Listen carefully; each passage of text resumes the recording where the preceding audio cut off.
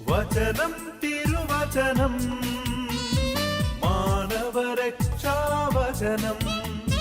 ഹൃദയങ്ങളെ ഒരുങ്ങിയിടുക വചനത്തെ എതിരേൽക്കാൻ.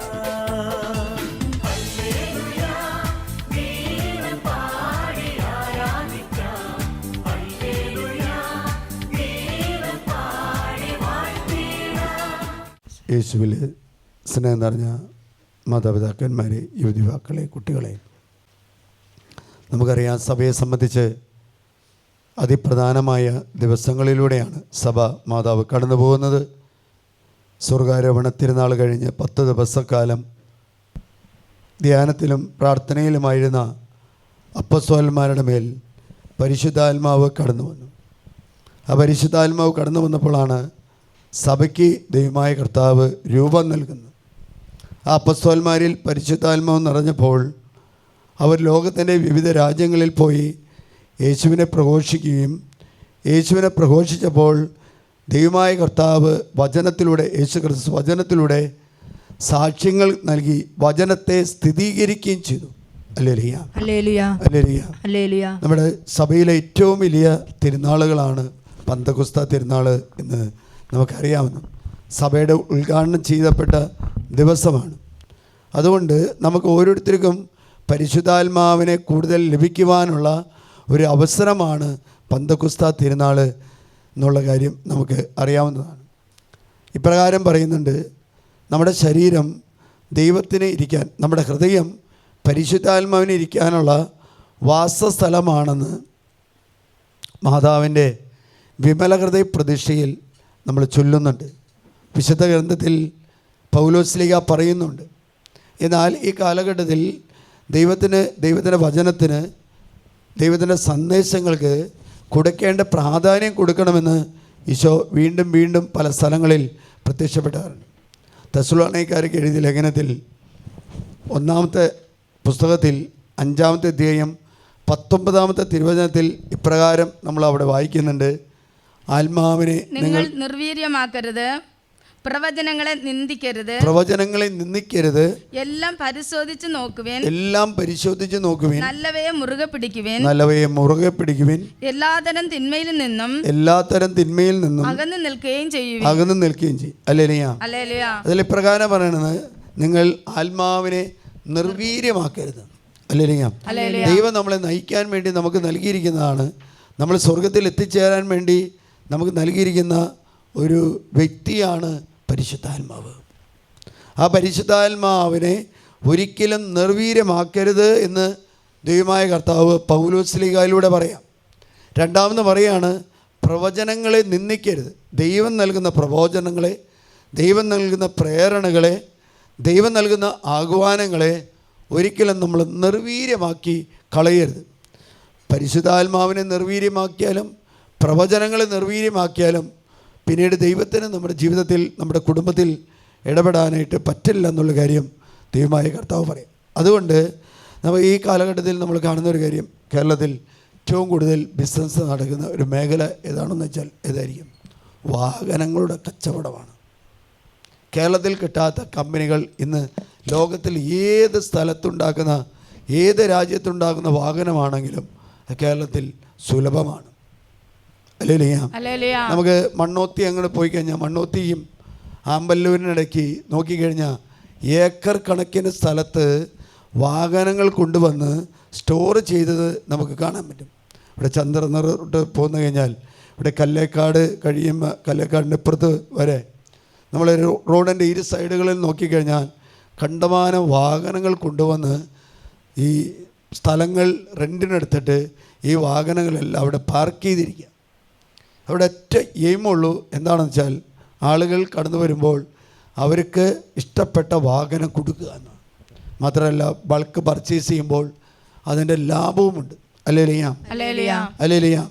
അതിന് സർവീസ് സെൻ്ററുകളുണ്ട്, അതിന് ഫ്രാഞ്ചൈസികളുണ്ട്, പല വിധത്തിലുണ്ട്. പഴയ കാലത്ത് ഒരു ബൈക്ക് മേടിക്കണമെങ്കിൽ 50,000 രൂപയുള്ളൂ. ഇപ്പോൾ 2.5-3 ലക്ഷം അല്ലെങ്കിൽ 7 ലക്ഷം വരെയുള്ള ബൈക്കുകൾ, 7, 8, 10 ലക്ഷം വരെയുള്ള ബൈക്കുകളുണ്ട്. കാറുകൾ ലക്ഷക്കണക്കിന്, കോടിക്കണക്കിന് വിലയുള്ള കാറുകളും ലഭിക്കുകയാണ്. അതിൽ സോഫ്റ്റ്വെയർ ഇന്നലെ മന്ത്രി പറഞ്ഞിട്ടുണ്ട്, ഏതെങ്കിലും വാഹനത്തിൽ സോഫ്റ്റ്വെയറിൽ കൃത്രിമം കാണിച്ച് അതിൻ്റെ സ്പീഡ് കൂട്ടിക്കഴിഞ്ഞാൽ അത് പിടിച്ചെടുക്കുമെന്നും അത് പോലീസ് സ്റ്റേഷനിൽ ഇടുമെന്നും. അപ്പോൾ ഓരോ വാഹന കമ്പനിക്കാരും വാഹനം നിർമ്മിക്കുന്നതും അവർ റോട്ടിൽ ഇറക്കുന്നതും എന്തിനു വേണ്ടിയാണെന്ന് വെച്ചാൽ കസ്റ്റമേഴ്സിനെ പിടിക്കാൻ വേണ്ടിയാണ്. അവർ ഓരോ സമയത്തും ഇപ്പോൾ വർഷകാലം ഓഫറുകൾ വരും, അത് കഴിഞ്ഞാൽ ഓണത്തിൻ്റെ ഓഫറുകൾ വരും, അത് കഴിഞ്ഞ് ക്രിസ്മസിൻ്റെ ഓഫറുകളും അല്ലെങ്കിൽ പൂജയിൽ പോകണത് എല്ലാ മേഖലയിലും ബിസിനസ് പിടിച്ചെടുക്കാൻ വേണ്ടി പല ഓഫറുകൾ വരും. നമുക്ക് ഏറ്റവും കൂടുതൽ നമ്മൾ വാങ്ങുന്നത് എപ്പോഴാണെന്ന് വെച്ചാൽ എപ്പോഴായിരിക്കും? ഓഫറുള്ള സമയത്തായിരിക്കും വാഹനങ്ങൾ നമ്മൾ വാങ്ങാൻ പോകുന്നത്. അല്ലേലിയാം. കാരണം എന്താ? അവർ ഓഫർ നൽകുന്നതിന് കാരണം ഏറ്റവും കൂടുതൽ ആ സമയങ്ങളിൽ ഈ വാഹനങ്ങൾ വിറ്റഴിക്കുന്നതിന് വേണ്ടിയാണ്. അല്ലേലിയാം. അപ്പോൾ എത്രമാത്രം അവർ വാഹനങ്ങൾ വിറ്റഴിക്കാൻ അവരുടെ ഷോറൂമുകൾ മനോഹരമാണ്. ഷോറൂമിൽ ഉള്ളിൽ വണ്ടി പാർക്ക് ചെയ്തിട്ടുണ്ടാവും, പുറത്ത് പാർക്ക് ചെയ്തിട്ടുണ്ടാവും, റെൻറ്റിനെടുത്ത സ്ഥലത്ത് പാർക്ക് ചെയ്തിട്ടുണ്ടാവും. നമ്മൾ ചെല്ലുമ്പോഴേക്കും അവർ നമ്മളെ സ്വീകരിക്കും. നമുക്ക് വണ്ടി വാങ്ങിച്ചു കഴിഞ്ഞാൽ 2 or 3 സർവീസുകൾ ഫ്രീ തരും. അതിന് കഴിഞ്ഞ് ഫ്രീ സർവീസ് പേ സർവീസും ഉണ്ട്.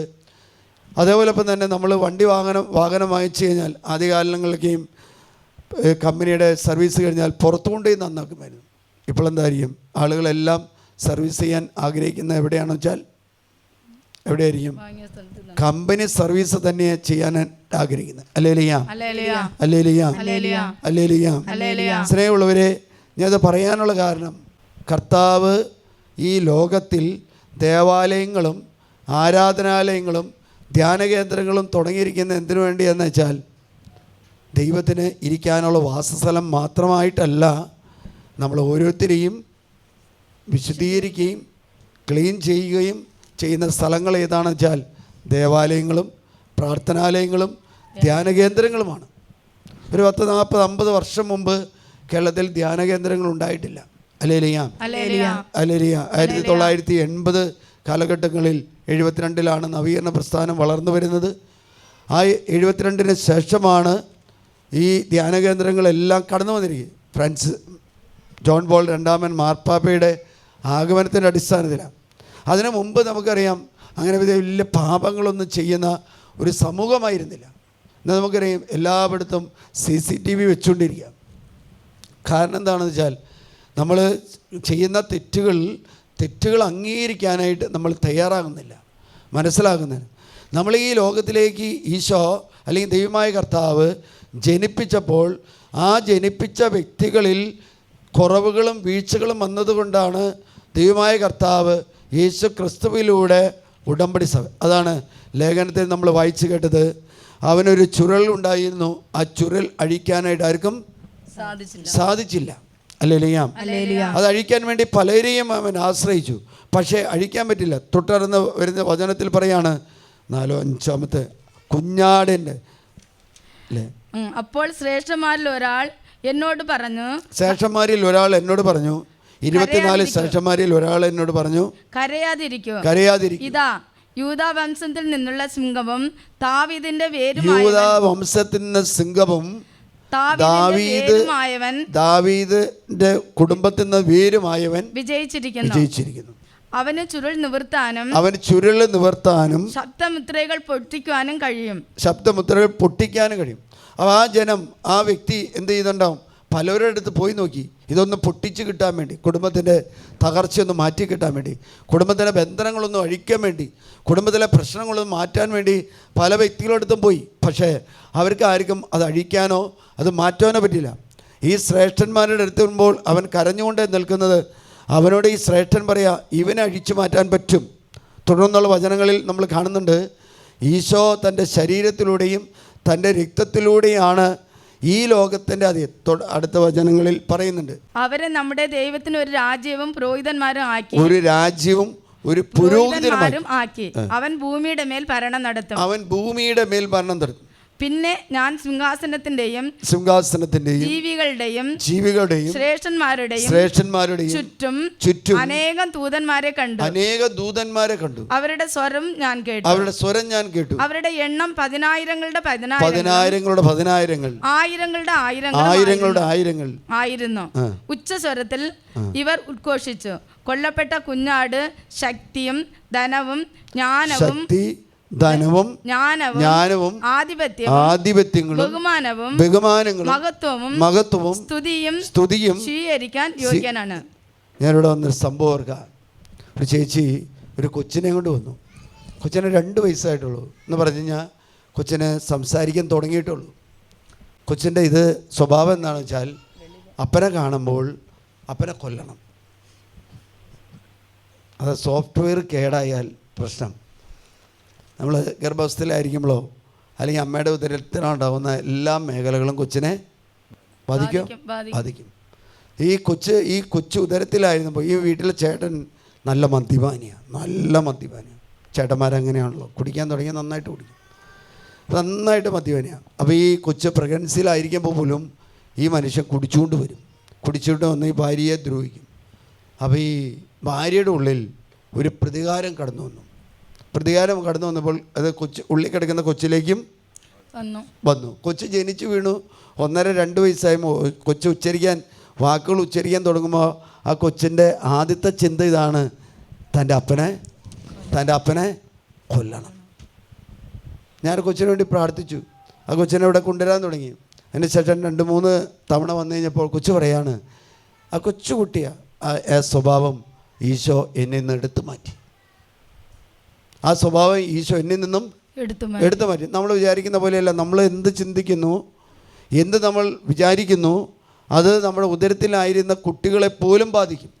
അതുകൊണ്ടാണ് ഞാൻ പറഞ്ഞത്, നമ്മുടെ ഓരോ ദേവാലയവും മനുഷ്യരെ ട്രീറ്റ് ചെയ്യുന്ന അല്ലെങ്കിൽ മനുഷ്യ ശരീരത്തെ അവൻ്റെ അവയവങ്ങളെ റിപ്പയർ ചെയ്യുന്ന സെൻറ്ററുകളാണ്. അല്ലേരിയാം. അത് കൂടുതൽ വന്നു കഴിഞ്ഞാൽ ഒരു ധ്യാന കേന്ദ്രത്തിലേക്ക് കൊണ്ടുപോകും. ഒരു ചേട്ടൻ ഇവിടെ വന്നു. ചേട്ടൻ്റെ വീട്, ആ ചേട്ടൻ്റെ ഇടവകയിൽ ഞാൻ 3 വർഷക്കാലം ഇരുന്നിട്ടുള്ളതാണ്. ഞാനിങ്ങനെ കുട്ടികളെക്കുറിച്ച് ചോദിച്ചപ്പോൾ ആ ചേട്ടൻ പറയാണ്, എൻ്റെ കൊച്ചു പഠിച്ചത് മണ്ണാർക്കാട് ഭാഗത്തുള്ള ഒരു സ്ഥാപനത്തിലാണ്. അവൾ വളർന്നു വന്നു. പക്ഷേ എനിക്കൊന്നും അറിയില്ലായിരുന്നു. അവൾ കുറേ നാൾ കഴിഞ്ഞ് അവൾ MTechോ എന്തെടുത്തു. അവൾ ജോലി കിട്ടി കഴിഞ്ഞപ്പോൾ അവൾ പറഞ്ഞു, അപ്പച്ചൻ എൻ്റെ കാര്യങ്ങളെക്കുറിച്ച് കൂടുതലൊന്നും അന്വേഷിക്കേണ്ട, ഞാൻ ഒരാളായിട്ട് സ്നേഹമാണ്. എൻ്റെ സ്കൂളിൽ പഠിച്ച ഒരു പയ്യനാണ്. അവൻ കല്ലടിക്കോട് ഭാഗത്തുള്ള ഒരു പയ്യനാണ്. എനിക്ക് അവനെ വലിയ ഇഷ്ടമാണ്. അപ്പോൾ അവർ പ്രാർത്ഥനാലയത്തിൽ ഒക്കെ പോകുന്നവരാണ്. അപ്പോൾ ഇവർ പറഞ്ഞു, നമുക്കത് യോജിക്കില്ല, നമുക്കത് ശരിയാവില്ല, അതുകൊണ്ട് നീ അങ്ങനെ അത് ഉപേക്ഷിക്കണം. അപ്പോൾ ഇവർ വർഷങ്ങളായിട്ട്, കുട്ടികളായിരിക്കും 4-5 ക്ലാസ്സിൽ തുടങ്ങിയ പഠനമാണ്. ഒരു ഇംഗ്ലീഷ് ICSC സ്കൂളിലാണ് പഠിക്കുന്നത്. സ്കൂളിൽ ഞാൻ അറിയുന്ന അവിടെ പോയി നമ്മൾ ക്ലാസ്സുകൾ എടുത്തിട്ടുള്ള. അപ്പോൾ ഇവള് കൊച്ചു പറഞ്ഞു. അപ്പോൾ ഇവർ വേറെ അച്ഛന്മാരുടെ അടുത്ത് കൊണ്ടുപോയി ഒന്ന് മാറ്റാൻ വേണ്ടി നോക്കി. അപ്പോൾ മാറ്റാൻ പറ്റിയില്ല. അപ്പോൾ ഈ നിർബന്ധത്തിന് അപ്പോൾ അവർ പറഞ്ഞു, കല്യാണം പള്ളിയിൽ വെച്ച് നടത്താൻ നമുക്ക് സമ്മതമില്ല, പക്ഷേ ഇവൾ പള്ളിയിൽ പോകുന്നതുകൊണ്ട് കുഴപ്പമില്ല. ചെറുക്കനും പള്ളിയിൽ പോവും. അവൻ ക്രിസ്മസിന് ഈസ്റ്ററിന് ഇവരുടെ കൂടെ പോവും. അവൻ പള്ളിയിൽ പ്രാർത്ഥിക്കുകയും ചെയ്യും.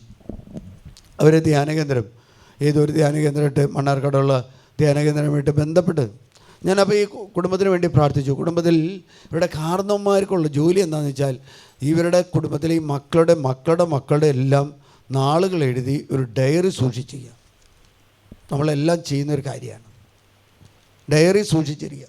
ഞാൻ ഇവരോട് ഇങ്ങനെ കാര്യമുണ്ട്. അത് പറഞ്ഞ അതാ അപ്പൻ്റെ ഒരു തൊഴിലാണെന്ന് തോന്നുന്നു. അപ്പൻ്റെ തൊഴിലാണിത്.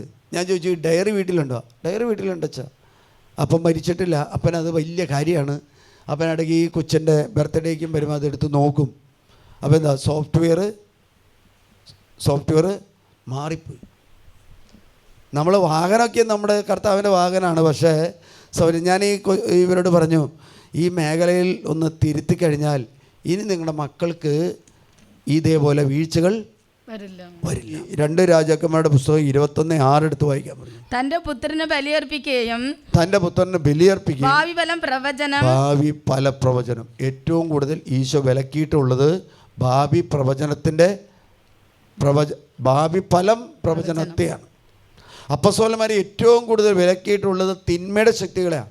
നമ്മുടെ ജീവിതത്തിൽ നടക്കാൻ പോകുന്ന കാര്യങ്ങൾ ദൈവത്തിൻ്റെ ആത്മാവിനെ വെളിപ്പെടുത്തി തരാൻ പറ്റും. ഒപ്പം ഈവിൾ സ്പിരിറ്റിനും വെളിപ്പെടുത്തി തരാൻ പറ്റും. നെഗറ്റീവ് ചിന്തയ്ക്ക് പറ്റും, അല്ലേ? അതുകൊണ്ടാണല്ലോ യൂണിവേഴ്സിറ്റി സർക്കാർ അതൊരു ഉപജീവന മാർഗമായി എടുത്തിട്ട് യൂണിവേഴ്സിറ്റികളിൽ പഠിപ്പിക്കുന്നു. അത് കോഴ്സായിട്ട് പഠിപ്പിക്കുന്നു. അപ്പോൾ ജോലിയില്ലാത്തവർ എന്താണ് ഇത് പഠിച്ചിട്ട് പോയിട്ട് ഒരു കടയിട്ടിരിക്കുക, ആളുകൾക്ക് ഇത് പറഞ്ഞു കൊടുക്കുക. അതുകൊണ്ടാണ് നമ്മുടെ ഹൃദയം ദൈവത്തിൻ്റെ ആലയമായിട്ട് മാറിയാലും നമ്മളിലുള്ള ചിന്തകൾ, നമ്മളിലുള്ള പ്രേരണകൾ, നമ്മളിലുള്ള ശക്തികൾ ഏതാണെന്ന് നമ്മൾ തിരിച്ചറിയണം. അല്ലെങ്കിൽ തിരിച്ചറിഞ്ഞില്ലെങ്കിൽ അതാ നിങ്ങൾ ഒരു പക്ഷേ കേട്ടിട്ടുണ്ടാവും, ഈ ഏറ്റവും കൂടുതൽ ജർമ്മനിയിൽ ഉപയോഗിക്കുന്ന വാഹനം ഏതാണെന്ന് വെച്ചാൽ ഏതായിരിക്കും? ഫോഴ്സ് വാഗന. കേരളത്തിൽ സുലഭമാണ്, പക്ഷെ അവരുടെ ചില ബ്രാൻഡുകൾ ഇവിടെ കിട്ടുന്നില്ല, അത് അവിടെ മാത്രമേ കിട്ടുള്ളൂ. ആ ഈ വാഹനത്തിലെ സോഫ്റ്റ്വെയർ കമ്പനിക്കാരും തൊഴിലാളികളും മുതലാളിയും തമ്മിലുള്ള വഴിക്കിൽ സോഫ്റ്റ്വെയറിൽ കൃത്രിമം കാണിച്ചു. അതുകൊണ്ട് ഒരു സമയത്ത് ഇറങ്ങിയ എല്ലാ വാഹനങ്ങളും അവർ തിരിച്ചു വിളിച്ച് സോഫ്റ്റ്വെയർ മാറ്റി കൊടുത്തു. നിങ്ങളാരെങ്കിലും പത്രം വായിച്ചിട്ടുണ്ടോ എന്ന്? സോഫ്റ്റ്വെയർ മാറ്റി കൊടുത്തു. എന്നിട്ട് എന്ത് ചെയ്തു? ഈ സോഫ്റ്റ്വെയർ മോശപ്പെടുത്തി അല്ലെങ്കിൽ അതിൽ കൃത്രിമം കാണിച്ച ഉദ്യോഗസ്ഥന്മാരെ അവർ ശിക്ഷിച്ചു. അല്ലേലിയ. കാരണം എന്താ? അവർ ലോക മാർക്കറ്റിൽ അറിയപ്പെടുന്ന വാഹനം, രണ്ടാമത്തെ മൂന്നാമത്തെ നിരയിൽ നിൽക്കുന്ന വാഹനമാണ്. ആ വാഹനത്തിൽ സോഫ്റ്റ്വെയറിൽ കൃത്രിമം കാണിച്ചാൽ അവരുടെ ബ്രാൻഡിൻ്റെ ഡിമാൻഡ് ലോക മാർക്കറ്റിൽ തകരുമെന്ന് ഇവർക്ക് അറിയാമായതുകൊണ്ടാണ് ഇവർ അവരുടെ മുതലാളിയോടുള്ള ശത്രുത കൊണ്ട് ചെയ്തത്. സ്നേഹമുള്ളവരെ, ദൈവമായ കർത്താവ് നമ്മൾ ജനിപ്പിച്ച് ഈ ലോകത്തിലേക്ക് അയച്ചപ്പോൾ ദൈവത്തിൻ്റെ ശത്രുവായ ആർക്കറിയാം? പിശാചിനറിയാം മനുഷ്യരെ എങ്ങനെ വീഴ്ത്തണമെന്ന്, മനുഷ്യരെ എങ്ങനെ കൊടുക്കണമെന്ന് സാത്താൻ പ്രവർത്തിച്ചുകൊണ്ടിരിക്കുക. അതുകൊണ്ടാണ് ആ ചുരുൾ കൊണ്ടുപോയിട്ട് ഒരു പുരോഹിത ശ്രേഷ്ഠൻ കൊണ്ട് ചെല്ലുമ്പോൾ അവൻ പറയാം, ഇതഴിക്കാൻ പറ്റുന്ന ഒരാളേ ഉള്ളൂ. അവൻ ആരാ? അവൻ ദാവീദ് വംശത്തിൽപ്പെട്ടവനും യൂദാ വംശത്തിൽപ്പെട്ടവനും ദാവീദിൻ്റെ വേരുമായവനാ.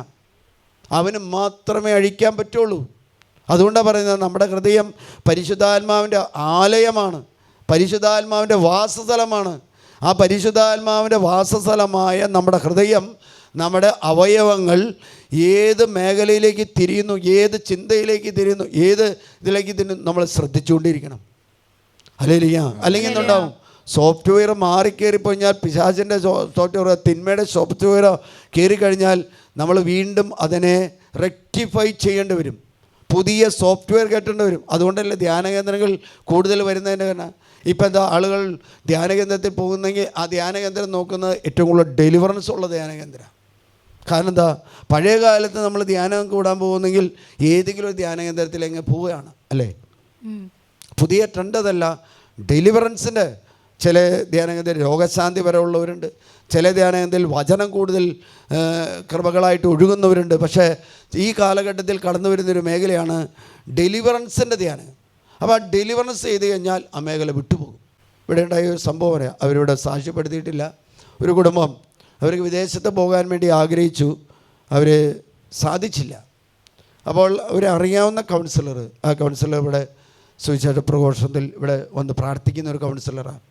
അപ്പോൾ അയാൾ ഈ കുടുംബത്തെ കണ്ടു കഴിഞ്ഞപ്പോൾ പറഞ്ഞു, നിങ്ങൾക്ക് ഈ സാമ്പത്തിക മേഖലയിലുള്ള തടസ്സം വിട്ടുപോകണമെങ്കിൽ ഇത് അക്രൈസ്തവരുടെ ഒരു മേഖലയിലാണ്, ഹിന്ദുസിൻ്റെ അല്ല, മറ്റൊരു മേഖലയിൽ കിടക്കുന്നവരാണ്. അവിടെ ഒരു സ്ഥാപനം മേടിച്ചു, അവിടെ കെട്ടിടം മേടിച്ചു, അവിടെ ബിസിനസ് തുടങ്ങി കഴിഞ്ഞിട്ട് മെച്ചമില്ല, താഴോട്ട് പോയിക്കൊണ്ടിരിക്കുകയാണ്. അപ്പോൾ ഈ മനുഷ്യന് വിൽക്കാൻ പറ്റുന്നില്ല. ഇവന് വിദേശത്ത് പോകാൻ ഭാര്യയും ഭർത്താവും 2 കുട്ടികളുമായിട്ട് വിദേശത്ത് പോകാൻ ആഗ്രഹമുണ്ട്. അപ്പോൾ ആ സഹോദരൻ പറഞ്ഞു, ഇവിടെ വന്ന് ഈ ശുശ്രൂഷയിൽ ഒന്ന് പങ്കെടുക്കാൻ പറഞ്ഞു. അവർ തൃശ്ശൂർ ഭാഗത്തുനിന്ന് പറഞ്ഞു, വടക്കാഞ്ചേരി ഭാഗത്തുനിന്ന് അവരിവിടെ വന്ന് പങ്കെടുത്ത് സ്പിരിച്വൽ ഷെയറിങ്ങിന് പോയി. അവിടെ ചെന്ന് പറഞ്ഞപ്പോൾ നമ്മൾ കാര്യങ്ങൾ കണ്ടുപിടിച്ചു, മേഖലകൾ കണ്ടുപിടിച്ചു. പക്ഷേ ഒരു 2 ആഴ്ചയുള്ളൂ ഇത് ഇവർ വിറ്റാൽ മാത്രമേ ഇവർക്ക് വിദേശത്തേക്ക് പോകാൻ പറ്റൂ സാധിക്കുള്ളൂ. ഒരു വലിയ തടസ്സം അവരുടെ മുമ്പിൽ കിടക്കുക. ഹല്ലേലൂയ. ഞാൻ അവരോട് പറഞ്ഞു, നിങ്ങളൊരു കാര്യം ചെയ്യ്, ഞാൻ പ്രാർത്ഥിക്കാം, ഇന്ന മേഖലയാണ്, ആ മേഖലയിൽ നിങ്ങൾക്ക് സൗഖ്യവും വിടുതലും നൽകുന്നത് ആരാണെന്ന് വെച്ചാൽ യേശു ക്രിസ്തുവാണ്. യേശു ക്രിസ്തുവാണ്. അവർ 3-4 ആഴ്ച അവർ മുടങ്ങാതെ ഈ കഴിഞ്ഞ മാസത്തിൽ അവർ പങ്കെടുത്തു. ഈ കഴിഞ്ഞ ആഴ്ച വരെ പങ്കെടുത്തു. കഴിഞ്ഞ ചൊവ്വാഴ്ച തിങ്കളാഴ്ച അവർ വിദേശത്തേക്ക് യാത്ര ചെയ്യും. അപ്പോൾ അവർ ഇവിടെ അവർ ഈ ശുശ്രൂഷകൻ പറഞ്ഞു, പോയി നിങ്ങളത് സാക്ഷ്യപ്പെടുത്തണം. കാരണം എത്രമാത്രം ഒരു തടസ്സപ്പെട്ടിരുന്ന മേഖലയാണ്. ആ സ്ഥലം വിൽക്കാൻ പറ്റുക, ഭവനം വിൽക്കാൻ, കെട്ടിടം വിൽക്കാൻ പറ്റാതെ അവർ അക്രൈസ്തവർ സുലു വിലയ്ക്ക് കിട്ടുമെന്ന് വിചാരിച്ച് വളഞ്ഞിട്ടിരുന്നൊരു കെട്ടിടമാണ്. അത് നിങ്ങൾക്ക് നല്ല വിലയ്ക്ക് വിറ്റു, നിങ്ങൾ വിദേശത്തേക്ക് ഫണ്ട് കിട്ടി പോയി എന്നുണ്ടെങ്കിൽ നിങ്ങൾ ആരോട് നന്ദി പറയണം? ആരോട് നന്ദി പറയണം? ഈശോയോട്. ക്രിസ്ത്യാനിക്കുള്ളൊരു കുഴപ്പം എന്താണെന്നറിയാമോ? മേടിക്കാൻ മാത്രമേ നമ്മൾ പഠിച്ചിട്ടുള്ളൂ. ചെലവ് ചെയ്യാൻ നമ്മൾ പഠിച്ചിട്ടില്ല. അല്ലേലിയ. അനുഗ്രഹങ്ങൾ വാങ്ങാൻ മാത്രം നമുക്ക് അറിയാമുള്ളൂ. അനുഗ്രഹങ്ങൾ കിട്ടിയാൽ നന്ദി പറയാനായിട്ട് നമുക്ക് ഇതേവരെ പഠിച്ചിട്ടില്ല. അല്ലേലിയ. നന്ദി എന്ന വാക്കിന് നല്ല അർത്ഥമുണ്ട്. കർത്താവിന് എത്രമാത്രം നമ്മൾ നന്ദി പറഞ്ഞാലും മതി വരാൻ പറ്റില്ല. അത്രമാത്രം കർത്താവ്. അപ്പോൾ ഈ മനുഷ്യൻ ഇവരോട് വന്നു പറഞ്ഞു, അച്ഛൻ ഒരു സാക്ഷ്യം പറഞ്ഞു, നമ്മൾ ആരെയും ഇവിടെ നിർബന്ധിക്കാറില്ല, ആരോടും നിർബന്ധിക്കുക. പിന്നെ വരും. എന്താണെന്ന് വെച്ചാൽ പോയിട്ട് ഒരു തടസ്സമൊക്കെ വന്നു കഴിയുമ്പോൾ വീണ്ടും വരും. അത് നമുക്കറിയാം. കാരണം ഇത് നമ്മൾ എത്ര പറഞ്ഞാലും ഇവിടെ നിന്ന് പറഞ്ഞുകൊണ്ടിരിക്കുമ്പോൾ പറയും, അച്ഛൻ പറഞ്ഞതുകൊണ്ടാണ് ഇതെല്ലാം ഞാൻ പറഞ്ഞത്. ഞാൻ എന്തിനാ ഈ വാക്ക് കേൾക്കുന്നത്? അല്ലേലിയ. നമ്മൾ 10-20 വർഷം 24 വർഷമായിട്ട് നവീകരണത്തിൽ നമുക്ക് ഈ പോകുന്ന പോക്കൊക്കെ നമുക്കറിയാം. കാരണം കർത്താവ് എവിടെയെങ്കിലും നമ്മളെ പിടിക്കാതിരിക്കില്ല. കാരണം എന്താ? ദൈവത്തിന് നന്ദി പറയുമ്പോൾ സാത്താൻ, പിശാച് വിട്ടുപോകും, അകന്നു പോവും. നിങ്ങൾക്ക് കടബാധ്യത ഉണ്ടോ? നിങ്ങളൊന്ന് സ്തുതിച്ച് പ്രാർത്ഥിച്ച്. കടബാധ്യത ഉണ്ടെങ്കിൽ സ്തുതിക്കാൻ, കർത്താവിൻ്റെ അടുത്ത് പ്രാർത്ഥിക്കാൻ പറ്റില്ല. കുടുംബ കലഹങ്ങളുണ്ടെങ്കിൽ കലഹം തന്നതിനടുത്തൊന്ന് സ്തുതിച്ച് പറ്റുമോ? നിങ്ങൾക്ക് മാരകമായ രോഗമുണ്ടെങ്കിൽ ആ രോഗത്തെയൊന്ന് സ്തുതിച്ച്, ആ സമയം രോഗം വിട്ടുപോകും. അല്ലേലിയാം. ഇവർ വിദേശത്തേക്ക് പോയി. ഇവരുടെ ഭാര്യയും ഭർത്താവും 2 പിള്ളേരും പോയി. ഇവരുടെ അനിയനും വന്നുകൊണ്ടിരുന്നു. അനിയൻ കഴിഞ്ഞ ആഴ്ചയിലുണ്ടായിരുന്നു. ഈ കഴിഞ്ഞ ബുധനാഴ്ച വ്യാഴാഴ്ച അവനും പോയി. അപ്പോൾ ഇതൊന്നും പറയാതെ ഇപ്പോൾ വ്യാഴാഴ്ച സഹോദരൻ വന്നു പറഞ്ഞു, ഇങ്ങനെയാണച്ചാ ഇവിടെ വന്ന് പ്രാർത്ഥിച്ചു. 2ാമത്തെ ആഴ്ചയിൽ ഇവിടെ വന്ന് ആദ്യത്തെ ദിവസം പോയി. 2ാമത്തെ ആഴ്ചയിൽ അവരുടെ സ്ഥാപനം നല്ല വിലയ്ക്ക് വിറ്റു. അവർക്ക് വിദേശത്തു നിന്ന് ആ വിസ വന്നു. അവർ വിദേശത്തേക്ക് പോയി. വർഷങ്ങളായിട്ട് തടസ്സപ്പെട്ട ഒരു മേഖലകളിൽ ദൈവത്തിൻ്റെ ശക്തിക്ക് വേണ്ടി യാചിച്ചപ്പോൾ യൂദാ ഭവനത്തിൽ പിറന്നവൻ, ദാവീദിൻ്റെ വംശത്തിൽപ്പെട്ട വേര് ആയ യേശു ക്രിസ്തു ഈ ലോകത്തിൻ്റെ അധികാരം നേടിയെടുത്തതുകൊണ്ട്, ഈ ലോകത്തിൻ്റെ മേൽ വിജയം നേടിയതുകൊണ്ട് എന്ത് ചെയ്തു? അവൻ പോയിട്ട് ആ ബ്ലോക്ക് മാറ്റിക്കളഞ്ഞു. ആ തടസ്സം എടുത്ത് മാറ്റി. നമ്മുടെ ജീവിതത്തിൽ, നിങ്ങളുടെ കുടുംബത്തിൽ ഏത് തടസ്സമുണ്ടെങ്കിലും നമ്മൾ ആശ്രയിക്കേണ്ടത് ദൈവത്തിലാണ്. ദൈവം ആശ്രയം അർപ്പിക്കേണ്ട ദൈവത്തിലാണ്. അല്ലേലിയ. നമ്മൾ ഫേസ് ചെയ്യുന്ന ഒരു മേഖലയുണ്ട്. എന്താണോ? 1,44,000 ആളാണ് എവിടെ പോവുള്ളൂ? സ്വർഗത്തിൽ പോവുള്ളൂ. അല്ലേലിയ. അല്ലേ? 1,00,000 വായിച്ചിട്ടില്ല. അവരെ മാറ്റിവെച്ചിരിക്കുക. അവരെ തൊടാത്തവരായിട്ട് മാറ്റിവെച്ചിരിക്കുക. അല്ലേലിയ. ഏലിയ പ്രവാചകന്റെ ഇതിൽ പറയുന്നുണ്ട്, എന്താ? ബാലിന്റെ മുൻപ് മുട്ടൊത്താത്ത 7,000 ആൾക്കാരെ എനിക്ക് വേണ്ടി ദൈവം മാറ്റിവെച്ചിട്ടുണ്ട്. സ്നേഹമുള്ളവരെ, നിങ്ങൾ ആത്മാവിനെ നിർവീര്യമാക്കരുത്, പ്രവചനത്തെ നിന്ദിക്കരുത്. ഒരു കൊച്ചിവിടെ കടന്നു വന്നു. ആ കൊച്ച് 2-3 ക്രൈസിസിലൂടെ കടന്നുപോയ പെൺകുട്ടിയാണ്. ആ പെൺകുട്ടി 2-3 ക്രൈസിസിൽ അവൾ കല്യാണങ്ങൾ വലിയ പ്രശ്നങ്ങൾ വന്ന് മാറിയതാണ് നമ്മൾ സന്ദർശിച്ചത്. അതിനുശേഷം ഒരു ജോലിക്കാരനുമായിട്ട് സ്നേഹബന്ധത്തിലായി ഒരു ഉദ്യോഗസ്ഥൻ. അപ്പം നമ്മൾ പറഞ്ഞു ആ ജോലി ഉപേക്ഷിക്കാൻ പറഞ്ഞു. ഇവിടെ മാതാപിതാക്കന്മാരെ വിളിച്ചു പറയുമ്പോൾ നമുക്കെന്താണ്? നമ്മളെ കുട്ടികളെക്കുറിച്ച് 100% വിശ്വാസമാണ്. 100%. ഈ കൊച്ചിൻ്റെ ഈ പ്രാർത്ഥനയിൽ നിന്ന് പിറകോട്ട് പോകുമ്പോൾ ഞാൻ മാതാപിതാക്കന്മാർ കൃത്യം പറഞ്ഞു. പക്ഷേ ഈ ഒരാൾ പ്രാർത്ഥനയിൽ നിന്നും മാറുമ്പോൾ, ഒരാത്മാവിൻ്റെ പ്രവർത്തനത്തിൽ വിട്ടുമാറുമ്പോൾ അവൻ്റെ പ്രവർത്തന രീതികൾ, അവൻ്റെ സ്വഭാവ മേഖല നോക്കിക്കഴിഞ്ഞാൽ അവനെ തിരിച്ചറിയാൻ സാധിക്കും. ഹല്ലേലൂയ.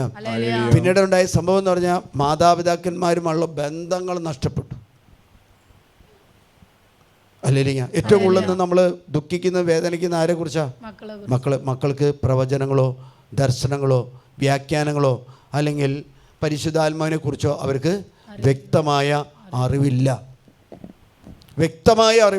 അതുകൊണ്ട് ഈ ആത്മാവിനെ കുറിച്ച് ഇപ്രകാരം പറയുന്നത് യോഹന്നാന്റെ സുവിശേഷം 15-ാം അധ്യായം 26-ാമത്തെ തിരുവചനത്തിൽ പ്രകാരം പറയാണ്, ഇത് യേശു ക്രിസ്തു വാഗ്ദാനം ചെയ്ത ആത്മാവ് പിതാവായ ദൈവത്തിൻ്റെ ആത്മാവാണ്, സത്യാത്മാവാണ്. ഞാൻ പിതാവിന്റെ അടുക്കൽ നിന്ന് അയക്കുന്ന സഹായകൻ പിതാവിൽ നിന്ന് പുറപ്പെടുന്ന ആ സത്യാത്മാവ് വരുമ്പോൾ അവൻ എന്നെ കുറിച്ച് സാക്ഷ്യം പറയും. ഞാൻ പിതാവിന്റെ സന്നിധിയിൽ നിന്ന് അയക്കുന്ന സഹായകനായ സത്യാത്മാവായ പരിശുദ്ധാത്മാവ് വരുമ്പോൾ എന്നെക്കുറിച്ച് സാക്ഷ്യം പറയും. അപ്പം നമ്മുടെ കുടുംബത്തിൽ മക്കളിലോ മാതാപിതാക്കന്മാരിലോ ഭാര്യ ഭർത്താക്കന്മാരിലോ അപ്പന്മാരിലോ അമ്മമാരിലോ ഈ സത്യാത്മാവുണ്ടെങ്കിൽ വഴി തെറ്റുമോ? ഇല്ലല്ലോ. സത്യാത്മാവുണ്ട്. പിതാവിൽ നിന്ന് പുറപ്പെടുന്ന സത്യാത്മാവ് വരുമ്പോൾ അവൻ എന്നെക്കുറിച്ച് സാക്ഷ്യം നൽകുന്നു. ആരംഭം മുതൽ എന്നോട് ഉള്ളവനായിരുന്നതുകൊണ്ട് നിങ്ങൾ സാക്ഷ്യം നൽകും. പുസ്തകത്തിൻ്റെ ആരംഭത്തിൽ ഉൽപ്പത്തി പുസ്തകം തുടങ്ങി ആ പുസ്തകം തുടങ്ങിയിട്ട് വെളിപാട് പുസ്തകം വഴി കിടക്കുന്നത് ആത്മാവിനെ കുറിച്ചാണ്. പക്ഷേ യേശു ക്രിസ്തുവിൻ്റെ ജനനത്തിന് ശേഷം യേശു ക്രിസ്തു വാഗ്ദാനം ചെയ്ത ഏറ്റവും വലിയ ഒരു ശക്തി എന്ന് പറയുന്നത് മനുഷ്യൻ സ്വർഗത്തിൽ എത്തിച്ചേരാൻ വേണ്ടി, മനുഷ്യൻ നശിച്ചു പോകാതിരിക്കാൻ വേണ്ടി ഈശോ ചെയ്തൊരു കാര്യം എന്താ? ഈ ഭൂമിയിൽ വന്ന് ഈ ഭൂമിയുടെ മേൽ അധികാരമുള്ള പിശാചിനെ അവൻ പിടിച്ചു കെട്ടി. ഹല്ലേലൂയ. അതുകൊണ്ടാണ് ഹഗായി പ്രവാചകന്റെ പുസ്തകത്തിൽ 1-ാം അധ്യായത്തിൽ 5-ാമത്തെ തിരുവചന പ്രകാരം പറയാം, അതുകൊണ്ട് സൈന്യങ്ങളുടെ കർത്താവ് അരുളി ചെയ്യുന്നു, നിങ്ങളുടെ സ്ഥിതിയെപ്പറ്റി ചിന്തിക്കുക. നിങ്ങൾ ഏറെ വിതച്ചു കുറച്ച് മാത്രം കൊയ്തു. നിങ്ങൾ ഭക്ഷിക്കുന്നു ഒരിക്കലും തൃപ്തരാകുന്നില്ല. അല്ലെങ്കിൽ നമ്മൾ പ്രാർത്ഥിക്കുന്നുണ്ട്, പക്ഷെ ഒരു ആനന്ദവും ഒരു അനുഭവം. നമ്മൾ ഈ യാമപ്രാർത്ഥന പുസ്തകമുണ്ട്. യാമപ്രാർത്ഥനയുടെ പുസ്തകം നിങ്ങൾ ഇടയ്ക്കൊന്നും എടുത്ത് വായിക്കുന്നില്ല. അതിൽ പ്രകാരം പറയുന്നുണ്ട്, സമാധാനത്തിൻ്റെ തുറമുഖമായ മിശിഹായെ. സമാധാനത്തിൻ്റെ തുറമുഖം എന്ന് പറഞ്ഞാൽ എന്താ? കപ്പലടുപ്പിക്കണമെങ്കിൽ വെള്ളം വേണം, അല്ലേ? വെള്ളം വേണം. കപ്പലടുപ്പിച്ചാൽ വെള്ളം ഉണ്ടെങ്കിലാണ് ആ തുറമുഖത്ത് കപ്പലിനെത്താൻ പറ്റുള്ളൂ. അപ്പോൾ സമാധാനത്തിൻ്റെ തുറമുഖമായ മിശിഹായ എന്ന് പറഞ്ഞാൽ ആ വ്യക്തിയിൽ നമ്മൾ ആശ്രയിച്ചു കഴിഞ്ഞാൽ അവിടെ സമാധാനം ഉണ്ടാവും. അതുകൊണ്ട് ഇപ്രകാരം പറയാണ്, വായിക്കുക വീണ്ടും. നിങ്ങൾ ഏറെ വിതച്ചു കുറച്ച് മാത്രം കൊയ്തു. നിങ്ങൾ ഭക്ഷിക്കുന്നു 3-4 സ്ഥലത്ത് പ്രകടനം. നിങ്ങളുടെ സുസ്ഥിതിയെക്കുറിച്ച് നിങ്ങൾ ചിന്തിക്കുക. എൻ്റെ ദേവാലയം തകർന്നു കിടക്കുമ്പോൾ നിങ്ങൾ മച്ചിട്ട ഭവനങ്ങളിൽ പണിത് നിങ്ങൾ സുഭിക്ഷമായിട്ട് ജീവിക്കുന്നു. ഹല്ലേലൂയ. അതുകൊണ്ട് പറയാണ്, നിങ്ങൾ മലയിൽ ചെന്ന് തടി കൊണ്ടുവന്ന് ആലയം പണിയുമ്പോൾ ഞാൻ അതിൽ സംവൃതനാകും, മഹത്വത്തോടെ ഞാൻ അതിൽ പ്രത്യക്ഷനാകും. കർത്താവ് അരുളി ചെയ്യുന്നു, നിങ്ങൾ ഏറെ തേടി ലഭിച്ചതോ അല്പം മാത്രം. ഏറെ തേടി നമ്മൾ ഇഷ്ടം പോലെ ഉണ്ടാക്കുന്നുണ്ട്, അല്ലേ? ഉണ്ടാക്കി വെള്ളപ്പൊക്കത്തിൽ പോയി. ഹല്ലേലൂയ. ഓരോ പ്രശ്നങ്ങളും വരുമ്പോൾ നമ്മൾ ഉണ്ടാക്കുന്ന എല്ലാം പോയിക്കൊണ്ടിരിക്കുക. ഹല്ലേലൂയ. അതുകൊണ്ട് പറയാണ്, എൻ്റെ ആലയം നശിച്ചു കിടക്കുമ്പോൾ നിങ്ങൾക്ക് എങ്ങനെ വിശ്രമിക്കാൻ പറ്റും? സ്നേഹമുള്ളവരെ, നമ്മുടെ കുടുംബത്തിലെ മക്കൾ, നമ്മുടെ കുടുംബ ജീവിത പങ്കാളി തകർന്നു കിടക്കുമ്പോൾ നമുക്ക് എങ്ങനെ സുഭിക്ഷമായിട്ട് ഭക്ഷണം കഴിച്ച് റെസ്റ്റ് ചെയ്യാൻ പറ്റും? ഞാനൊരു വീട്ടിൽ ഒരു പയ്യൻ കൈവശമുണ്ടെന്ന് നമുക്ക് അറിഞ്ഞിട്ട് ആ പയ്യൻ്റെ അമ്മ ഇവിടെ വരുന്ന ശുശ്രൂഷയിൽ വരുന്ന, അപ്പോൾ അവർ കോളേജിൽ പഠിച്ചുകൊണ്ടിരിക്കുമ്പോൾ ടീച്ചറിന് അവനോട് വലിയ സ്നേഹം തോന്നി. ടീച്ചർ അവനെ നല്ല പയ്യനാണ്, സ്മാർട്ട് പയ്യനാണ്, അതുകൊണ്ട് കൊണ്ടുപോയി. അവന് കൈവശം കൊടുത്താൽ കൊണ്ടുപോകണേ. ടീച്ചർ അക്രൈസ്തവ സ്ത്രീയാണ്. അങ്ങനെ പ്രശ്നമായിട്ട് ഇങ്ങനെ വന്നു കഴിഞ്ഞപ്പോൾ ഞാൻ ചെന്ന് കഴിഞ്ഞപ്പോൾ അവിടെ കാണുന്നൊരു കാര്യം എന്താണെന്ന് വെച്ചാൽ, നമ്മളിവിടെ തീഷ്ണമായിട്ട് അവിടെ വീട്ടുകാർ അമ്മയും തൊട്ടടുത്തുള്ള വീട്ടുകാരേക്കും പറഞ്ഞിട്ട് നമ്മൾ തീഷ്ണമായിട്ട് പ്രാർത്ഥിച്ച് ഒരുങ്ങി ഇത് ഇറക്കാൻ ചെല്ലുമ്പോൾ എന്താണെന്ന് വെച്ചാൽ വീട്ടുകാർ ഭക്ഷണം കഴിച്ച് സുഖമായിട്ട് കിടന്നുറങ്ങുന്നു. പെങ്ങളൊക്കെ നന്നായിട്ട് കിടന്നുറങ്ങുന്നു. ബെല്ലടിച്ച് നോക്കുമ്പോൾ എല്ലാവരും ഇവൻ മാത്രം മുകളിൽ കിടക്കാണ്. അപ്പം ഫസ്റ്റ് ഫ്ലോറിൽ കിടക്കുകയാണ്. ബാക്കി അപ്പനോ അമ്മയും, അമ്മ സങ്കടമുണ്ട്, അമ്മ പ്രാർത്ഥിക്കുന്ന സ്ത്രീയാണ്. അപ്പനും പെങ്ങളൊക്കെയും ഭക്ഷണം കഴിച്ചിട്ട് സുഭിക്ഷ നല്ല ഉറക്കം. നമ്മുടെ വീട്ടിൽ എന്തെങ്കിലും പ്രശ്നമുണ്ടെങ്കിൽ ഉറക്കം വരുമോ? ഉറക്കം വരുമോ? ചേട്ടൻ അനിയൻ ഒരു പ്രത്യേക കേസിൽപ്പെട്ട ഉറക്കം വരുമോ? വരില്ലല്ലോ. അതുകൊണ്ടാണ് പറഞ്ഞത്, ഇങ്ങനെയുള്ള പ്രശ്നങ്ങൾ കടന്നു കുടുംബത്തിൽ വന്നാൽ ആർക്കും ഒരു ഭാവവ്യത്യാസം ഇല്ല. സ്നേഹമുള്ളവരെ, നമ്മുടെ ഒരു ഇടവകയിലെ ഒരു കൊച്ചു നഷ്ടപ്പെടുന്നു എന്നറിഞ്ഞാൽ അതിൽ വേദനിക്കുന്ന ആരാണെന്ന് വെച്ചാൽ ക്രിസ്തുവാണ്. അതുകൊണ്ട് കർത്താവോട് പറഞ്ഞു വെച്ചിരിക്കുകയാണ്, നമ്മുടെ ആലയങ്ങൾ നഷ്ടപ്പെടുന്നു എന്ന് കാണുമ്പോൾ ഏറ്റവും അതിൽപ്പുറം നീ മലയിൽ പോയി തടി വെട്ടിക്കൊണ്ടുവന്ന് നീ ദേവാലയങ്ങൾ പണിയുക. ദേവാലയങ്ങൾ പണിയുന്നത് എന്തിനാണെന്ന് വെച്ചാൽ, അല്ലെങ്കിൽ പള്ളികൾ പണിയുന്നത് എന്തിനാണെന്ന് വെച്ചാൽ, ധ്യാന കേന്ദ്രങ്ങൾ പണിയുന്നത് എന്തിനാണെന്ന് വെച്ചാൽ, ധ്യാന കേന്ദ്രത്തിൽ ദൈവത്തെ ഇരിക്കാൻ വേണ്ടി മാത്രമല്ല, അവിടെ വരുന്ന ഓരോ വ്യക്തിയെയും വിശുദ്ധീകരിക്കാൻ വേണ്ടിയാണ്. ഷോറൂം പണിത് ഷോറൂം വാഹനം വിറ്റ മതിയില്ലേ? ഷോറൂം സർവീസ് സെൻറ്റർ വേണമല്ലോ. ഓടുന്ന വണ്ടിക്ക് സർവീസ് ചെയ്തേ പറ്റുള്ളൂ. ഓടുന്ന വണ്ടി എന്തെങ്കിലും പ്രശ്നം വന്നാൽ നമ്മൾക്കറിയാം, റോട്ടിൽ അത് കിടന്നു കഴിഞ്ഞാൽ നമ്മളെ അറിയിച്ചു കഴിഞ്ഞാൽ അവർ മൊബൈൽ വണ്ടി വന്ന് നന്നാക്കിയിട്ട് പോകും. പക്ഷേ അതിന് കൂടുതൽ പ്രശ്നങ്ങളുണ്ടെങ്കിൽ എന്ത് ചെയ്യും? ആ വണ്ടി വലിച്ചു കൊണ്ടുവന്ന് അത് വർക്ക്ഷോപ്പിൽ ക്ലീൻ ചെയ്ത് ഇറക്കിയാൽ മാത്രമേ പോകുള്ളൂ. അല്ലേലിയാം. അതുകൊണ്ട് ഈ ദേവാലയങ്ങളും ധ്യാനകേന്ദ്രങ്ങളും അല്ലെങ്കിൽ പ്രാർത്ഥനാലയങ്ങളും ദൈവം ചെയ്തിരിക്കുന്ന എന്താണെന്ന് വെച്ചാൽ, അത് ദൈവത്തിന് വേണ്ടിയല്ല, അത് മനുഷ്യന് വേണ്ടിയാ, എനിക്കും നിങ്ങൾക്കും വേണ്ടിയാ. അല്ലേലിയാം. ഞാനിവിടെ നിന്ന് പ്രസംഗിക്കുന്നത് എന്തുകൊണ്ടാണെന്ന് വെച്ചാൽ, നമ്മുടെ കുടുംബങ്ങൾ തകരാൻ പാടില്ല. പിശാച് നമ്മുടെ കുടുംബങ്ങളെ ടാർഗറ്റിട്ടാണ്. അത് നിങ്ങളുടെ കുടുംബത്തിലായാലും നമുക്കെല്ലാം വേദനിക്കുന്ന എപ്പോഴാണെന്ന് വെച്ചാൽ, നമ്മുടെ കുടുംബത്തിൽ സംഭവിക്കുമ്പോഴാണ് നമുക്ക് അല്ലേ, നമ്മുടെ കുടുംബത്തിൽ. പക്ഷേ മറ്റൊരുവൻ്റെ കുടുംബത്തിലാണെങ്കിലും അത് ക്രൈസ്തവ വിശ്വാസത്തിൽ നിലനിൽക്കുന്ന കുടുംബമാണെന്ന് തിരിച്ചറിയണം. നമ്മളെ സഭയിലെ കുടുംബങ്ങൾ ഒന്നു ചേർന്ന ഒരു ഭവനം പണിയുന്നത് എങ്ങനെയാണ്? നമ്മളാകുന്ന ഓരോ കല്ലുകളും വെച്ചാണ് ഇടവക ദേവാലയം പണിയപ്പെടുന്നത്. നമ്മൾ ഇടവകയിൽ 400 വീടുണ്ടെങ്കിൽ ആ 400 വീടുകളും ഒരു കല്ലാണ്. ആ 400 വീടിൻ്റെ കല്ല് വെച്ചാണ് ഒരു ദേവാലയം പണിയുന്നത്. അല്ലേലിയാം. നമ്മുടെ ശരീരം ദൈവത്തിൻ്റെ ആലയമാണ്, പരിശുദ്ധാത്മാവിൻ്റെ. അതുകൊണ്ട് ഹഗായി പ്രവാചകൻ എവിടെ നിന്ന് വന്നുവെന്നറിയില്ല, എവിടേക്ക് പോയെന്നറിയില്ല. ദേവാലയങ്ങൾ തകർന്നു കിടക്കുമ്പോൾ ദേവാലയങ്ങൾ പുനരുദ്ധരിക്കാൻ വന്ന ഒരു പ്രവാചകനാണെന്ന് വിശുദ്ധ ഗ്രന്ഥം പറയാം. ദേവാലയം നമ്മളിന്ന് ഈ കാലഘട്ടത്തിൽ നമ്മുടെ കുടുംബങ്ങളാകുന്ന ദേവാലയങ്ങൾ, വ്യക്തി ജീവിതങ്ങളാകുന്ന ദേവാലയങ്ങൾ തകർന്നു കിടപ്പുണ്ടോ? ഉണ്ടല്ലോ. ഏറ്റവും കൂടുതൽ തകർന്നു കിടക്കുന്ന ഒരു കാലഘട്ടം എന്ന് പറയുന്നത് ഈ കാലഘട്ടമാണ്. വൈദികർ ഉണരണം, സഭ ഉണരണം. അല്ലേലിയാം. വൈദികർ ഉണർന്ന് സഭ ഉണർന്ന് ഈ തിന്മയെ ബന്ധിക്കാൻ തുടങ്ങിയാൽ ദേവാലയങ്ങൾ, കുടുംബങ്ങൾ, അല്ലാതെ നമ്മൾ പണിയുന്ന കെട്ടിടങ്ങളല്ല. കെട്ടിടം പണിയുന്നുണ്ട്, നമ്മൾ സുഭിക്ഷമായിട്ട് ജീവിക്കുന്നുണ്ട്.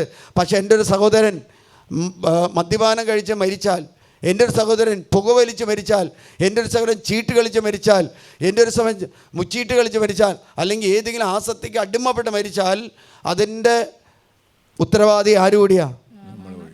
ഞാനും കൂടി ഉത്തരവാദി. അതുകൊണ്ടാണ് ഗലാത്യക്കാർക്ക് എഴുതിയ ലേഖനത്തിൽ 5:25 പറയാണ്, നമ്മൾ ആത്മാവിലാണ് ജീവിക്കുന്നതെങ്കിൽ നമുക്ക് ആത്മാവിൽ വ്യാപരിക്കാം. നാം പരസ്പരം പ്രകോപിക്കുന്നവർ. നമ്മൾ ആത്മാവിലാണ് ജീവിക്കുന്നതെങ്കിൽ ആത്മാവിൽ ജീവിക്കാം. അപ്പോൾ വീട്ടിൽ ഒരാൾക്ക് ഒരു അപകടം വന്നാൽ ആത്മാവ് എന്ത് ചെയ്യും? ആത്മാവ് പ്രാർത്ഥിക്കാൻ നമ്മളെ ഉത്തേജിപ്പിക്കും. ആത്മാവിലല്ല ജീവിക്കുന്നെങ്കിലോ, അനിയൻ ഒരു തെറ്റായിട്ട് ബന്ധമുണ്ട്, ചേച്ചിക്ക് അതൊരു ബാധകമേ അല്ല, അപ്പനൊരു ബാധകമേ പോയ പോട്ടെ. അല്ലേലിയാം. ഒരു വാഹനം പോയാൽ അടുത്ത വാഹനം മേടിക്കുന്ന പോലെയാ. അല്ലേലിയാം. ഒരു വാഹനം പോയാൽ അല്ലെങ്കിൽ ഒരു ബൈക്ക് പോയാൽ അടുത്ത ബൈക്ക് അല്ല. നമ്മുടെ ജീവിതങ്ങൾ എവിടെ എത്തണം? സ്വർഗത്തിലെത്തണം. ഭാര്യ മാത്രം പോയേ വരെ ഭർത്താവും വേണം, ഭർത്താവ് മാത്രം പോയേ വരെ ഭാര്യയും പോകണം. അല്ലെങ്കിൽ കർത്താവ് പത്രോസിലേക്ക് പറയാം, ഭാര്യനെയും കൂട്ടിയിട്ട് വരാൻ പറഞ്ഞാൽ പിന്നെ ഇങ്ങോട്ട് പോരാൻ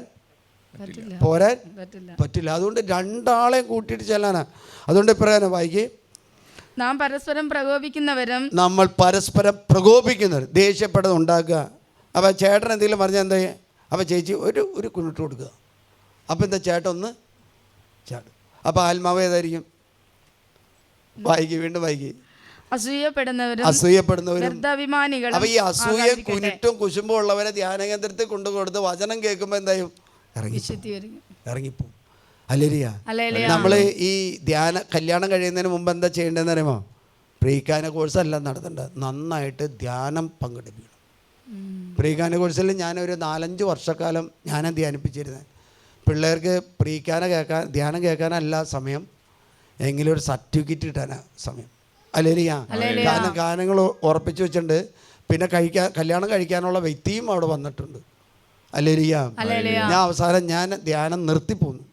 ഒരച്ഛൻ മാറിയ സമയത്ത് പറഞ്ഞു, അച്ഛൻ ആരെങ്കിലും വിളിച്ച് ധ്യാനിപ്പിച്ചോ. കാരണം നമ്മൾ ക്ലാസ് എടുത്തുകൊണ്ടിരിക്കുമ്പോൾ വർത്താനം. കാരണം എന്താ, അവർക്ക് ധ്യാനിക്കേണ്ട ആവശ്യമില്ല. 3 ദിവസം ഇരിക്കണം എന്ന് മാത്രമേ ഉള്ളൂ. 3 ദിവസം ഇരുന്നാൽ അവസാനം പോകുമ്പോൾ അപ്പോൾ ആദ്യത്തെ 2 ദിവസം ക്ലാസ്സാണ്, അവസാനത്തെ തലേ ദിവസം തുടങ്ങി പിറ്റേ ദിവസം ഉച്ച വരെ ധ്യാനമാണ്. അല്ലേലിയ ധ്യാനം വിജയിക്കോ? ഇവരെ കൂട്ടിച്ചേർക്കുന്നതിന് മുമ്പ് എന്താ പോകേണ്ടത്? അസൂയ, കുശുമ്പ്, കുനിട്ട്, ഈ സാധനം മോർണിംഗ് എന്താണ്? പ്രീക്കാന കൂടിയാൽ മതിയാ? പുകവലിക്കുന്ന വ്യക്തി വീണ്ടും വരിക്കില്ലേ? കൊറിന്തോസ് വായിക്കുക 2:6-10. അതിൻ്റെ ഹെഡിങ് തന്നെ പരിശുദ്ധാത്മാവിൻ്റെ ആലയം എന്നാണ് പറയുന്നത്. അതുകൊണ്ട് സ്നേഹമുള്ളവരെ, നിങ്ങൾ ഭർത്താക്കന്മാരാണ്, മാതാപിതാക്കന്മാരാണ്. നിങ്ങളുടെ കുടുംബത്തിൽ നിങ്ങൾക്ക് 5 മക്കളെ നൽകിയിട്ടുണ്ടെങ്കിൽ, 2 മക്കളെ നൽകിയിട്ടുണ്ടെങ്കിൽ, 1 മകനെ നൽകിയിട്ടുണ്ടെങ്കിൽ, നിങ്ങൾ ഒന്നിച്ച് സ്വർഗത്തിൽ എത്തിച്ചേരണമെന്നാണ് ദൈവം. ഒന്നിച്ച് ഒരേ സമയത്തല്ല, പക്ഷെ നിങ്ങളുടെ തലമുറ ഇവിടെ നിലനിൽക്കണം. ഇപ്രകാരം കാണുന്നുണ്ട് 61-ാമത്തെ യെശയ്യാ പ്രവാചകന്റെ പുസ്തകത്തിൽ 9-ാമത്തെ തിരുലിഖിതത്തിൽ പറയാണ്, നിങ്ങളെ നോക്കിയിട്ട് ആ ദേശത്തെ ജനം പറയും, ഇവർ അനുഗ്രഹീത ജനമെന്ന് പറയും. അവരുടെ പിൻതലമുറ ജനതകളുടെയും സന്തതി രാജ്യങ്ങൾക്കിടയിലും അറിയപ്പെടും. കർത്താവിനാൽ അനുഗ്രഹീതായ ജനമെന്ന് അവരെ കാണുന്നവർ പറയും. ഇത് തന്നെ എവിടെ കിടക്കുന്നത്? കൊറിന്തോസ്യരുടെ ലേഖനത്തിൽ. ഈ ക്രിസ്ത്യാനികൾ ക്രിസ്തുവിൻ്റെ മാർഗത്തിലൂടെ ചരിച്ചപ്പോൾ അവരെ വിളിച്ച പേരാണ് ക്രിസ്ത്യാനി എന്ന്. അല്ലാതെ സഭ സ്ഥാപിച്ചപ്പോൾ ക്രിസ്ത്യാനി എന്ന് ഇട്ടിട്ട് പോകുകയല്ല ചെയ്യുന്നത്. അതുകൊണ്ട് കൊറിന്തോസ്യരുടെ ലേഖനത്തിൽ 2:6-16 പറയണം, നിങ്ങളുടെ ഹൃദയം ദൈവത്തിൻ്റെ വാസസ്ഥലമാണെന്ന്. നിങ്ങൾ വായിച്ചേ, ദൈവത്തിന്റെ ആലയത്തിന് വിഗ്രഹമായി എന്ത് പൊരുത്തമാണ്. ഈ ലോകത്തിൽ ഒരു ചിന്തയും ഒരു കാര്യങ്ങളായിട്ട് ബന്ധമില്ല. നമ്മൾ ജീവിക്കുന്ന ദൈവത്തിന്റെ ആലയമാണ്. എന്തെന്നാൽ ദൈവം അരുളി ചെയ്തിരിക്കുന്നു, ഞാൻ അവരിൽ വസിക്കുകയും അവരുടെ ഇടയിൽ വ്യാപരിക്കുകയും ചെയ്യും. ഞാൻ അവരുടെ ദൈവമായിരിക്കും, അവർ എൻ്റെ ജനമായിരിക്കും. അതാണ് ഉടമ്പടി. അവരെൻ്റെ ജനമായിരിക്കും, ഞാൻ അവരുടെ ദൈവമായിരിക്കും. നിങ്ങൾ പുസ്തകത്തിൻ്റെ ആരംഭത്തൊട്ട് വായിച്ചോ അവസാനം വരെ ഇത് എൻ്റെ കർത്താവ് പറഞ്ഞത്, ഞാൻ നിൻ്റെ ജനമാണ്, നീ എൻ്റെ ദൈവമാണ്. ആ ബന്ധം എന്ന് വിച്ഛേദിക്കുന്നു, അന്ന് കുടുംബം തകരും, അന്ന് വ്യക്തി ജീവിതങ്ങൾ തകരും. അല്ലേലിയാം. ഇപ്രകാരം പറയുന്നുണ്ട്. 1 യോഹന്നാന്റെ ലേഖനത്തിൽ 2:11, ദൈവഹിതം പ്രവർത്തിക്കുന്നവരാകട്ടെ എന്നേക്കും നിലനിൽക്കും. ദൈവഹിതം പ്രവർത്തിക്കുന്നവരാകട്ടെ എന്നേക്കും നിലനിൽക്കും. അപ്പം നമ്മൾ ഒരു കാലഘട്ടത്തിൽ ജീവിക്കാൻ വേണ്ടി ജനിച്ചവരാണോ? പോരല്ലോ. നമ്മുടെ ശേഷം നമ്മുടെ മക്കൾ ഈ ലോകത്തിൽ ഉണ്ടാകണ്ടെന്ന് ചിന്തിക്കുന്നുണ്ടോ? ചിന്തിക്കുന്നുണ്ടെങ്കിൽ നിങ്ങൾ ഉടമ്പടി ലംഘിക്കപ്പെട്ടവരാണ്. ഈശോ മിശിഹ മരിച്ചതിന് ശേഷം, ഉദ്ധാനം ചെയ്തതിന് ശേഷം 40 ദിവസം അവരുടെ കൂടെ ഇരുന്ന് പഠിപ്പിച്ചു. എന്തിനു വേണ്ടി? ഈശോയ്ക്ക് ഈ ജനം നശിക്കാതിരിക്കാൻ വേണ്ടി, ഈ ജനം സാത്താൻ്റെ കൂടെ പോകാതിരിക്കാൻ വേണ്ടി.